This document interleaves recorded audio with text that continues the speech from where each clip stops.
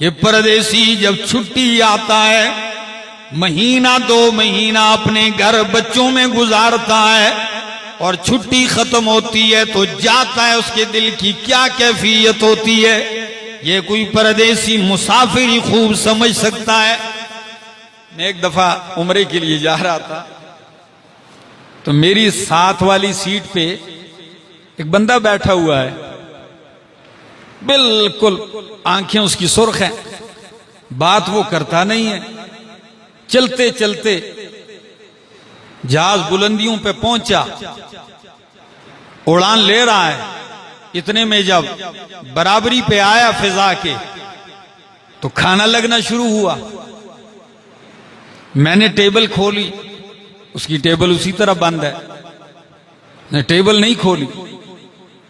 खातून आई, खाना देते जा रही है सबको, इसकी टेबल इसने नहीं खोली तो उसने खोल के नीचे कर दी, ने फिर ऊपर कर दी।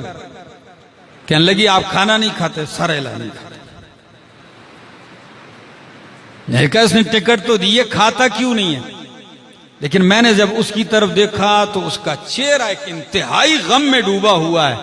तो मैंने उसको सलाम किया, तारुफ करवाया, मुझसे मिला। मैंने कहा आप खाना क्यों नहीं खाते? कहने लगा हलक से नहीं उतर रहा। मैंने कहा भाई खा लो। कहता है, मैंने कहा क्यों इतने? कहता है छुट्टी आया था, 2-3 महीने बेटा है छोटा, वो इतना मानूस हो गया कि मैं आम दिनों में भी छुप कर उससे घर से निकलता था। आज सुबह सवेरे मैं निकला हूं, उसको सोया हुआ छोड़ के आया हूं, उसको जगाया नहीं है, तो वो घर पे बिस्तर पे सोया हुआ मैं उसको छोड़ के आया हूं। इस वक्त रो रहा हूं कि उठा होगा तो उसने पूरा घर सर पे उठाया हो। तो उसकी बातों से मेरा भी दिल नर्म हुआ। मैंने उसको तसल्ली दी। मैंने कहा अल्लाह आपकी रोजी में बरकतें डाले। ये मैं एक पसे मंजर बयान करता हूं कि मुसाफिर की क्या हालत होती।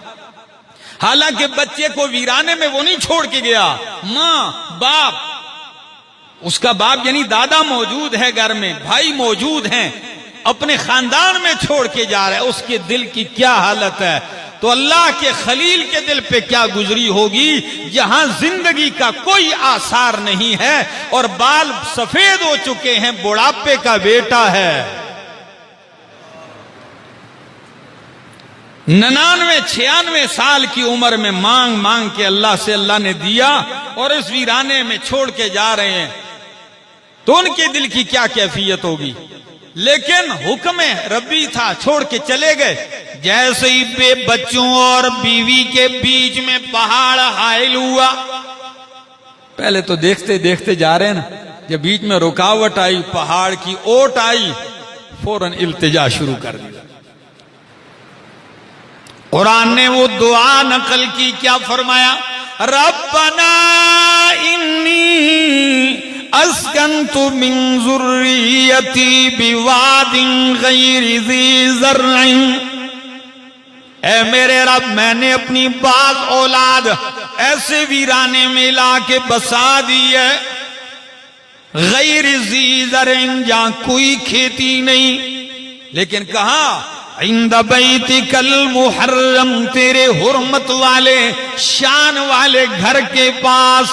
रब्बना लियुकीमुस्सलाता, ऐ रब्बा इसलिए कि ये नमाज कायम करें। अब भी तो दूध पीता बच्चा है, लेकिन उसके मुस्तकबिल की भी दुआएं मांग रहे हैं कि काबा भी आबाद हो गए एक दिन और ये नमाजी भी बन जाए।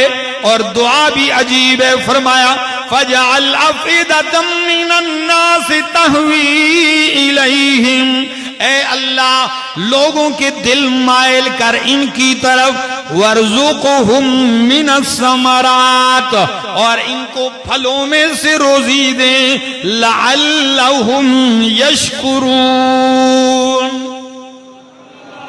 नतीजा देखा, अभी खेती भी नहीं है, रोजी किसकी मांगी जा रही है? जहां सबज तिनका तक नजर नहीं आ रहा, वहां दुआ कर रहे हैं। फरमाया कि इनको फलों की रोजी दे, और दुआ ऐसी कबूल हुई कि सरसब्ज शादाब मुल्कों में जो फल नहीं मिलता वो उस जो है बगैर खेती वाली बस्ती में साल के 12 महीने दस्तयाब होता है।